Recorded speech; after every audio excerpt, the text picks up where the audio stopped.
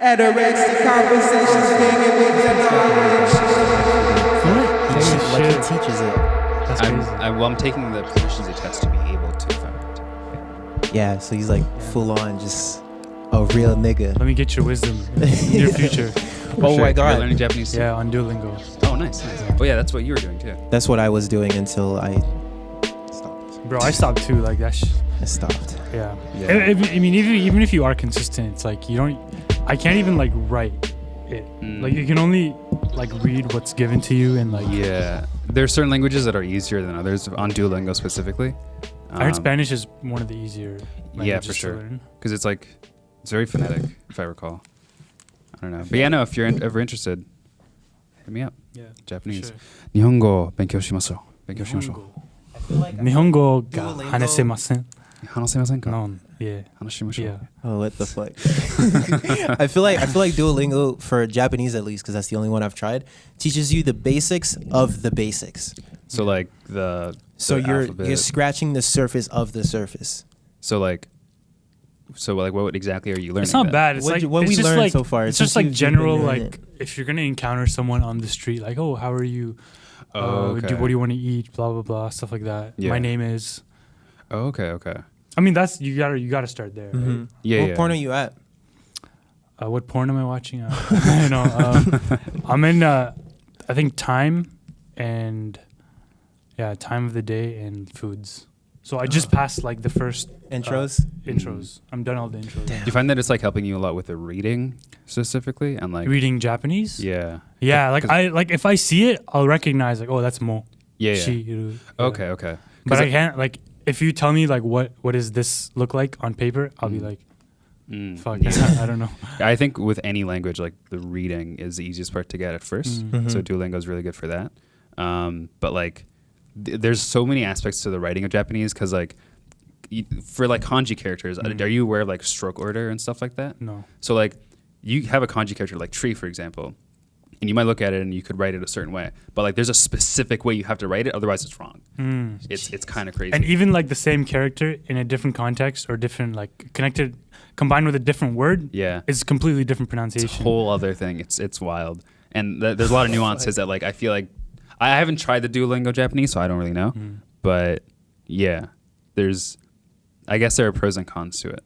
Jesus. It's definitely a good start though. Just like if you're for sure, interested, for sure. If you're not fully trying to like commit to like, I don't know, you take Japanese once a day for an hour. If you don't want to get to that point or you don't want to pay for lessons, like I feel like Duolingo is a nice place to like see how interested you actually would be in it. And it's better than nothing, for sure. Yeah, way better than nothing. What would you say like your process, like learning, like has been like for the language? Like when did you start learning Japanese? I started in my first year. Oh shit! By the way, Zayd is 4 a years. guest we're this recording. week. We're totally That was recording. We've been smooth intro. Like, I didn't realize we were recording. Oh shit. Yeah. Hi, I'm Zayd. My process for studying Japanese. So I started in first year. My professor started with us just like the basic phrases like Duolingo does, and like the sounds and the words. Oh, so and you learned it here? Yeah, I learned it at Carleton. Oh, I sick. minored in Japanese. Oh, that's sick. Yeah. And then it was just talking. So it was the earlier classes were mostly just practice, like talking with people, saying the phrases we knew, saying to each other, and then like introducing ourselves, really basic phrases and stuff over and over again. I think that helped me a lot because it made it easier. Like everything else became easier. Like I knew how to like read properly and speak properly, and then it was just adding on top of that. Like, okay, Especially when you have a this. community of people who are striving towards the same goal. It's like Yeah. you can share those goals, and it becomes easier to just do it. Yeah, no, for sure. Like I really loved the Japanese classes I took here because it was pretty much just a bunch of people who wanted to learn Japanese, and everyone was cool. Everyone was fun. In studying computer science, it was a really solitary program. Like you're always by yourself. I don't know if it's like this with business or like. Yeah, business is it's a pretty big area. Like there's a lot of people in it, so it's not as like you don't know everyone. Like you'll see everyone, but you'll see the faces, but you never really talk to people. Yeah, because as computer much. science was like that too. And I know there are programs here like industrial design where like it's so small. it's so small. You know everyone, Yeah. and like you graduate with like the same people. It's so cool. And I'm in the too. minor, so I see it firsthand. I'm like, yo, these people know like they're like, yo, hey, what's up? They're in studio together It's all crazy. the time. So Yeah, cool. yeah. It's like And- a family. And from being Yeah. in the Israeli, like I see, like the classes are way more open. Oh, yeah. It seems Mhm. like it's just one big space and everyone's just walking around talking to each other. Yeah. Which made me very mad because And bro, It's like not fair. the coolest people in terms of like students and professors are in that program. Oh yeah, industrial design. Yeah. Well, in my ignorant opinion, it just feels like it, right? yeah, the vibe, the Yeah. vibe you're picking up is kind of friendlier and nicer and Yeah. nicer. Yeah. When would you say, like, how fast did you pick it up? Because I know it's like compared to English, it's completely different, right? Yeah, completely different. Like Like everything from Japanese? like the sentence order and like so many different things are just like flipped on its head in Mhm. Japanese as opposed to English. I found it pretty easy because I'm a fucking weeb and I love anime. Yeah. So like Right, It you're was- already picking up on it, like Yeah. on your childhood. Like, pretty much. The pretty one, much. the one pattern, the one Sasuke. pattern I've actually noticed was from the being flipped is reading, like watching with subtitles. Let's say like the word Naruto would come in at the end of the sentence. At the start Yeah. of the sentence, the dub would say it at the end. Yeah. Like the whole subject, verb, noun thing is like just completely flipped. Yeah. And like anime helping a lot. Like people say like, oh, anime is whatever, and it is kind of because like the way they talk is not the way you talk in Japan for the So most part. exaggerated. But like the funny. pronunciation's there and the words are there, so it gives you something. right. So like how, man, I don't get language, bro. Like I actually don't. Like I wish I had the like commitment to take a, what is it, like phonetics or whatever class where you literally learn the like origin of all of these sounds that we make to like communicate ideas to each other. Because like what caused the like the difference from the way English sounds and the way Japanese sounds to be so vast. Yeah. And it's like there's only such a gap between like geographically between like China and Japan, but like the mannerisms, the culture, it's so different, and the language kind of just like sprouts out into like entirely different meanings and shit. Yeah. It's like, where do languages even come from? Was there just like one main language, and then as we like split and like into different territories, we just kind of adapted Right, to the the environment. original language into our new like to fit new environments for new discoveries. Because and it's shit. like Probably, we're yeah. all on the earth together, right? Like if you're in Japan and we're in Canada, Mhm. and like we're evolving, what's to say we don't develop the same language? Like what are the chances that it's completely different? What are the chances that it's completely the same? Yeah. And whereas like you get to now 2018, it's like English 2019. and English and Japanese, and like the cultures are so much different. Yeah. Chris is stuck in the past. Yeah, always. You're not thinking ahead enough, buddy. 2018, It's bro. Monday, bro. Bro, it's October 1st, guys. Tuesday. I know. That was a joke. Nah, it wasn't a joke, bro. All right, you've You're in thrashed my ego You're enough in the- for this podcast. You're in the past, bro. It's okay. But like, and it's a human only thing, isn't it? Like, Yeah, because I feel like every other animals, dogs don't bark Right. differently. Well, how about this? Do you think a dog from like Australia, if they barked to like a dog from Canada, would they understand each other? I feel like they I would. feel like They they would. would. Just because like it's not like their language isn't really, how do I explain it? It's not verbal as much as like feeling. I feel like dogs can feel when humans Mhm. like they can sense the heartbeat of a Yeah. human and be like, that guy's scared of me, let me go fuck him up. Yeah. Whereas like, oh, this guy's calm, like whatever, he's not scared of me, so there's no point to go out of my way to scare him. Wait, Yeah. do dogs really do that? Do they like? yeah, like chase if you're They scared, sense fear. yeah, they sense it. What? That's why like I have some black friends and like, yo, I need to get away from that dog. Yeah. Yeah. And it'll just come barking. Whereas like I just walk, I'm like looking at it, yo, it's good. Like it doesn't do anything. It's so quiet. It's friendly. Yeah. Yeah, I think they sense fear. They sense anything. Like if their owner is sad, they'll like pick it up. Okay. Yeah. Because I mean, I was afraid of dogs when I was younger too, but like I would sort of try to stay composed, but I'd be afraid on the inside, like my heart would be beating. But I just walk by like I'm chill. But like the dog knew, damn. Bro, Would it still dog knew bark the whole at you? time. Sometimes, yeah. It depends on the dog. Why do they do that? I don't know, man. Even in Nepal, like when there's like I visited last year, and there's just these random okay, there's these 2 stray dogs. They probably just They were dogs just fucking randomly. barking, bro. They were like chasing the little kids. Whereas like with me, like I'm just like yo, like what's You don't up? care, like if yeah. you come near me, like whatever, They'll I'll just pet fucking you. punch you. Yeah. I'll pet you. But then like these kids were scared, like about to Punch you. cry, and the dog just knew. He started barking. Like the kids started crying even more. Yeah. Cause what's practical about them fucking like going after you if they know you're afraid of them? Because I remember like that actually reminded me of some like I think the most traumatic experience I've had with a dog was like some random person's house and my parents were visiting in Haiti. They opened the door, the barrier, whatever, and then the dog started barking. I'm like 8 or 7. So now I hear it. I'm like, fuck, I jet. Like Yeah. I quickly turn around, U-turn. I start running back to the car. The dog leaves passes through the door, chases me and bites me on my ass. Wow. And then I just quickly jump into the car. And it's like, if it knows I'm so scared, why would it go out of its way to still bite me? Yeah. Wait, how big was the dog? Was it like a really small one? It was like one of those dogs that's like medium That is sized, but weird.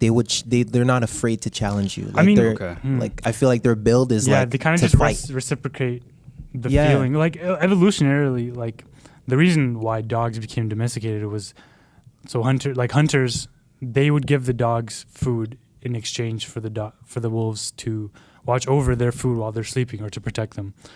So in the same sense, I guess if you kind of have affection towards the dog, then they have no reason to fear you Mhm. or to attack you. Whereas if you're the enemy and you're like your heart's beating because you're like, okay, I need to steal their food. Or Maybe they like, think you're suspicious. yeah, maybe that. Maybe that's what they catch, because like they mostly start to wild out when you start running, Mm-hmm. and that's usually like when I'm biking or like when I would jog, and I would pass by someone's dog. That's Are you usually still when scared of dogs? nah. No. I'm at a point where I'm like crossing between awkward and like comfortable with them, Mm. especially from like going to Soleil's house like yesterday. Like the dog just came, started barking because I'm new or whatever, tries to smell me. You just pet her and then she's fine. Yeah. Like she just started Bro, coming Bro, on me the entire time. Some dogs you can't. Some dogs will, if you try to pet them, they just fucking bite you. Oh yeah. Yeah. Some of them don't like it. There's a dog I knew that might like throw a wrench in like these series because it was a weird situation. It was my friend's dog, and like it was one of those really small like wiener dogs, and it was always so angry all the time. But like whenever you first meet him, the dog would want to be pet, but like it would bark at you. So like if you jump back, she would bark even more. Fuck, pet me. Yeah, but then if you just casually approach and start petting her, she'd just be so chill. Wow. It was really weird. And my friend explained that like her dog was like super just overcompensating for her size, Mm. and like but is like on the inside really chill. I don't know. It's weird how like any species can be programmed to behave a certain way. Yeah, because you can train dogs. I mean, some of And, them like, are pretty birds hard. too, to, Some like, of them are pretty deliver- hard to train, but like you can still train them. You can train about almost a lot of animals. Like I've seen a lot of like shit that I wouldn't expect that people would like that people figured out how to train. Mhm. Have you heard of the learned helplessness study with dogs, where they so there's 2 groups. Fuck if I can remember this properly. So one group Speaking to me, one group of dogs. So it was a floor that was if they press a button, it electrocutes the floor, and then Mhm. the dogs get shocked, right? yeah. So there's one group where they hear a bell, and then they get shocked. So the dogs associated the bell with the shock, and then the other group of dogs, the bell and the shock, they were not like associated at all because like, they would just do it randomly. So those dogs, when they didn't know when to expect the shock, they were like fuck, they were traumatized. Whereas the other ones, like they were still sane. They still had like they weren't insane basically. Yeah. So they knew when to expect it. Yeah. Whereas the other ones would just be like wild and like fuck, I don't know when I'm gonna get shocked. I guess it's just sort of like chaos versus control then. Mm-hmm. Like averse living environment just leads to like averse unpredictable behavior. I don't know. I'm not. It's a just so. scientist. It's just so weird. I wish like, nah, I don't. I feel like as soon as I'd get into the technical shit, I would lose like interest. Like if I were to try to study, like all this behavior shits and like all these other like language, like I would like. It's so interesting to just try to figure out where that comes from. Yeah. Like, and why just us? Like what happened that just made us be able to just do that? Oh, there's people outside. Yeah. Is someone you know? Oh, okay. Well, fuck them. Like, what got us to the point where was it an evolution thing, where we're just desperately just needed to figure out how to communicate best against the other like species that we had to fight off against to get higher up the food chain? Because we weren't high in the food chain at all, and we kind of just when we like developed the ability to do those things, to speak languages, to Right. communicate Our evolution ideas. just fucking We just exponential. blew Yeah. up basically. It's basically the artist who blows up from Yeah. the one song. Like we figured out the song that just brought us on the map, and now we just colonize an entire place. We keep dogs around for fun, for entertainment, to relieve our anxiety because we matter the most. Like we literally use them to make ourselves feel better now. I mean, where would they be anyways? Like now they're domesticated. They have Probably no eating idea. us. They'd be wolves. Yeah, that'd be wolves They'd be wolves. Yeah. preying on us, fucking killing us. Anyways, you're a writer, That's and trippy. I was just gonna change the subject. On the same wavelength. bro, we're at this point we're so synchronized, bro. It's crazy. Oh, I didn't finish telling you that, so I'll tell you that too. I'll say that too. You're a writer. It's a completely different thing. You're a writer, so you're in your second book now. Book. Yeah. You've written a holy shit. I wrote a book last year. Yeah. Damn. I'm gonna start writing my second book this week actually. I'm planning on doing that this week. November is gonna be the bulk of it, but this week I'm gonna like get some stuff done. Okay, so you sound like you're actually like organized. Like, what was the process like from start to finish writing the first book? Conception to finish. Yeah. It was actually kind of disorganized for the first one. Are you guys familiar with NaNoWriMo? National Novel. Okay, so it's We nodded no for audio audio persons. NaNoWriMo is National Novel Writing Month. Every year in November, it's this like nonprofit organization that hosts this challenge where you write 50,000 words throughout the What? month of November. And I've been doing this for like 6 years now or so, Oh, since shit. like 2012. This will be my 7th year. And I would fail like every year. The first year I got like 800 words and then stopped. And then the second year was like 2,000. And then like I gradually grew more and more. And then last year I really sat down and I was like, okay, I'm going to finish one this year. Sick. I had like no outline for the book. I had a general idea of what I wanted it to be about, which I guess is an outline. But then like, so yeah, I had an outline. But like, it was literally like October 31st. That's 31 days, right? Yeah. October 31st, I was like, okay, I'm going to do this month. And then every day just writing like 5,000 words or so. Wow. As much as I could until I finished. Fuck. Well, what was your first book about? It was about a city floating in the sky. And then a group of people who try to escape that city. It's not very good, but it's done. It's complete. And that's what matters. It's all that matters. That's all that matters. It's all that matters. Oh man, did you just write it, or were you planning on doing anything with it? I was originally planning on polishing it up and hopefully getting it published, but I'm putting it on the back burner for now, indefinitely, just because editing is really hard. Editing work, a piece of work that is writing, is really difficult. A lot more difficult than I anticipated. So, and part of it is because it was so disorganized in the beginning. And I thought it's a better use of my time to just focus on the next one, which is going to happen soon because the year's almost over. I guess that relates to what you just said. Because I was gonna ask, what's like the lowest point you'd say where you were just like, oh my God, this is so trash. Like, I just want to stop doing this. Like the lowest point where you got the closest to quitting, or where it felt like the book was fighting you the most. Like, yeah, that was definitely either May or June of this year. Because I pretty much decided that this year I wanted to like focus on, I think I may or may not have told you this, but I wanted to focus on like all my personal interests. So writing and a bit of programming and like a bunch of stuff. yeah. So obviously one of the things I planned to do this year was completely finish editing the book and maybe hopefully get some prospective publishers on Yeah. the way. And like from January to April, I was like gradually getting work done here and there, maybe getting like 10 pages here and there a week. And then like come May, I was so far behind where I wanted to be. Like I wasn't even done, not even like a sixth of the book yet. Damn. And I was like, okay, beginning of May, I was like, I'm going to focus completely on just getting this book edited. So I tried doing that, and it didn't happen because like it was really difficult. And just the fact that like I told myself, okay, I'm going to do this, and it didn't happen. I was just at the end of May, I was at this point where I was like, this is trash. Right. Felt like you were losing. Insurmountable. Yeah, it felt like I couldn't. It felt like the book was fighting back. And then I took a step back and I was like, I don't know if like it's worth this amount of work. Is it worth it? Yeah. I hate that point. Man. Yeah. Because like I didn't want to give it up. Like I was really happy when I finished it. I didn't want to just throw it out. But like at the same time, like I did learn a lot from it. I learned what it means to write a book from start to finish. And I decided that maybe it's just time to take what I learned and just start something new, which was really, really hard. Yeah. But yeah, it was about May that I sort of figured all that out. What would you say? I don't think I've ever asked you this. Like from the starting of like fashion stuff, what would you say like the lowest point?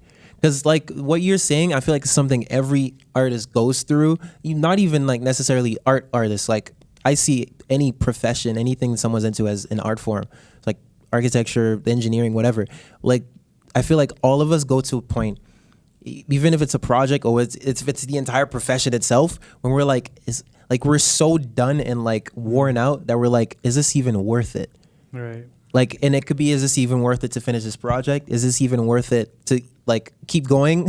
Like trying to get good at this? Trashing the idea that you've so like. Or trashing yourself fostered. as the creator itself. Like, am I just trash kind of thing? What would you say the lowest point when you're like either closest to quitting a project or like questioning even your fucking skill as a, like that whole thing? I don't know. I've never really had like really low points. I guess the lowest one I've had is right before the first drop, where I was like, damn, like I love working on clothes and everything, but I don't know if like the having release. a business around it is the like releasing part. Yeah, is the right way to go because so much goes behind it. And like you do all the photography, you do all the lookbook, you do the editing, all that, you make the clothes, and then you got to push it. It's like fuck. Now you have to campaign or like you have to organize a campaign around it. Like now it's not only the creative part of coming up with the clothes, it's the creative part of knowing how to get to like how to get it to the right people, how to sell it, sell it basically, which is an art form in itself. There's fucking whole fields where people dedicate their lives to studying that. Because there can be like high quality products that people don't want to consume because it's not marketed the proper way. Yeah. I guess it's a bit tricky with like the clothes thing because it's very much an art form and a passion, but all at the same time like you're also making money from it too, like immediately. Whereas with like more traditional art forms, the artist might not see the payoff right away. So it's like fighting with that. That's so true. Like sort of pressure of like, oh, is this ever going to make money? Whereas like that's true. And I was thinking about this last night too. Like if you write a book, that's how many hours, like that's how many years in your life, and you're selling that one book for like maybe $10 a pop, and that's but it's like so crazy. It just it depends how many you sell. Whereas with clothing, it's like you put how many ever hours into a piece, you sell it right away, it's done, but that piece is gone forever. You can't resell it. It doesn't keep making you money. And you can like move on to like the next drop. Or you like, have to move on to the next drop. Whereas a book, you can sort of just kick back, but people like you're always gonna, if you're in the industry, you're gonna publisher's gonna be like, okay, we need this book from you, we need that, like deadlines here. And it's kind of funny too because that's part of the reason why it was like the pressure was on for me, because like last year before I even wrote the book, I knew that I wasn't planning on making money from writing for at least the next 10 years. Like that's what they say. Like a lot of writers say that don't focus on getting the money. Focus on the work, Focus on the work because most publishers don't make money for the first 10, 15 years, and I accepted that. But then after I finished the book, I was just on a high. I was like, I finished this book. I Damn. finished the fucking book. Yeah. I was on a high that lasted for months. That's huge. so you. I was literally just going to mention that. Bro, it's like, to me, the concept of coming up with a story and then coming up with everything and having it be cohesive enough to the point where someone Like you can structure it and then know what you're gonna do with this chapter, that chapter, this chapter. That like what? How do you even come up with that? Because the way like someone, it's not really books, but it's still writing. Like Tarantino in his interviews, because I'm super like into film and shit. Like he would describe it as when he's writing a story, he doesn't really know where it's gonna go. He has an idea of where he wants everything to land, but he's learning about the characters as he writes. Yeah. So it's like it's this weird thing, which is very War of Art, like chapter 3, part 3, because it's like the muse, Invoking like the muse. he's just there sitting down, and whatever entity takes over shows him what, like gives him the work, gives him what Yeah. he's gonna make, right? Like, is this how you would say it is? Like, because I also heard advice that from writing, because when I was trying to write a screenplay, that you should, before you start, you should know how the story's gonna end, and then just fill in the blanks. Yeah. Like how would you say you did it? Like, was it a go with the flow type of thing, or you knew what every chapter or part was gonna be like? I normally lean more towards having an idea of what's happening, what's going to happen in the story, how it's going to end, and like a general idea of the journey. Like the big plot points kind of thing? The big plot points. That's not what I did for the book that I wrote, which is part of the reason why it was so crazy to deal with afterwards, because it wasn't how I normally write. I did what you described, where like I just started writing and found it along the way. Yeah. And I did find it, and it was really good. But like, what that along the way stuff was a lot of like, half finished things. Yeah. Plot points that don't really go anywhere. Yeah. A lot of like rough stuff along dead the way. ends. A lot of dead ends. Sounds so badass, bro. You have no idea how badass that sounds. Like, It's crazy because that's all happening in your head. Yeah. I think War of Art applies the most. Well, it's written by a writer, Yeah. like who just writes. But like I'm gonna buy you that book. I'm literally going to get you this book because you actually, like, I feel like you as a writer it'll like hit you even more because it's written by someone who literally does the same thing. Okay. I was under the Because- impression that it was more of like, when you guys talk about it, I thought it was more of like a traditional art thing. Like, No. huh. It Steven applies Pressfield- to everything. That was like his first nonfiction book, wasn't it? I think it was. He writes mainly fiction. Yeah. I think, but it's just, especially like the third chapter, which gets more into like the divine, like spiritual part of it, and the whole basis is just like you're not the one coming with the Right. idea. It's like when soccer players score a goal. Thank you. Right? They look up at the Yeah, sky. they look up like, thank you God. It's like, how did I even fucking control that ball going at 200 miles per Because hour? at a and put it in the certain back of point, the when you net? look at someone like Messi and Ronaldo, you're like, there's no way it's a human being Yeah. doing it. It gets to a point where you're like, it's like godlike. Yeah. And when your Yeah. favorite artists, like when you look at them, they always seem to you like some god shit. Like you got to tell yourself that they're just other human beings. Yeah. No, I definitely know what you're talking about. Like, there are times, even when I'm just planning a story, where like I try to like come up with everything all at once, which doesn't work. Yeah, of That's course. where my brain tries to do. Yeah. And I come up with nothing. But then when I sit down and like I just try to think of like just one idea, suddenly like there's another idea that adds on top of that. I'm like, that comes out of nowhere. Yeah. And another idea that adds on top of that. And it's like suddenly I have like the first set of things that are happening Yeah. all at once. It's just, and the reason why I think it's badass is because I genuinely think like creation in art is actually like a war. Like it's literally war. Yeah. It's just not guns and shit. It's just all in your head. It's literally a war that's going on in your head. Yeah. And the best analogy I've come up with, which I've already said on this podcast, in a previous episode, it's the whole birth analogy. Like to me, when you're creating something, it's the closest you could get as a man. There's girl artists and stuff, like female artists, but as a guy, I feel like it's the closest I'll ever get to experience what giving birth is like.